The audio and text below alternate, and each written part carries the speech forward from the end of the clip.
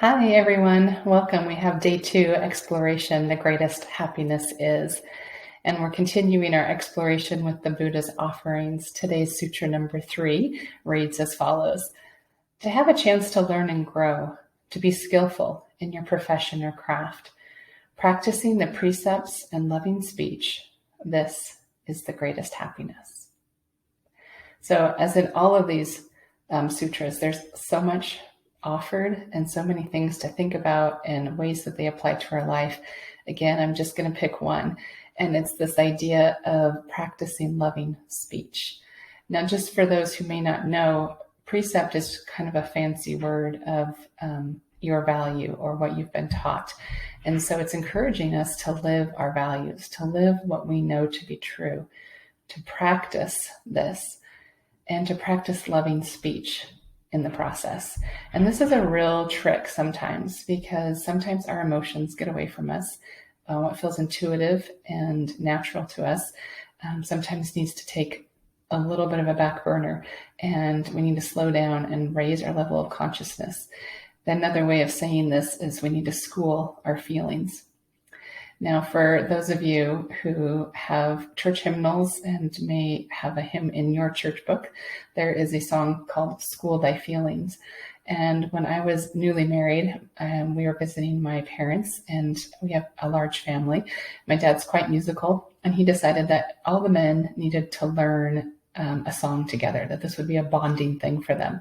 And so he picked this hymn, School Thy Feelings, and this is the first verse of the hymn. It reads, "School thy feelings, O my brother, train thy warm, impulsive soul. Do not let its emotions smother, but let wisdom's voice control."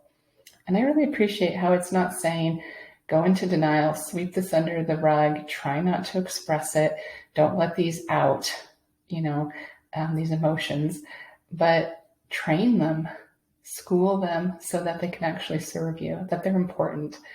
And so today's invitation to mindfulness is to reflect back on a time in your life when you've done this. It could be something small, but something when you actually did, you raised your level of consciousness and awareness, and you schooled your feelings. You slowed down enough to kind of train your thinking so it wasn't just impulsive, but that it was directed and highly conscious. And then think about a time maybe when you didn't do that so well. And just kind of think about, what does my body feel like when I'm in that space of higher consciousness, when I am schooling my feelings? What's my mind doing? What's my body doing? What's my soul doing? And then kind of reflect the same, when I'm not in that higher level of consciousness, what does my body feel like? What does my mind feel like? What does my soul feel like? So get out your journals and jot down some thoughts. If you feel free to share your thoughts here, we'd always welcome them. Always wonderful to hear from our community in these ways.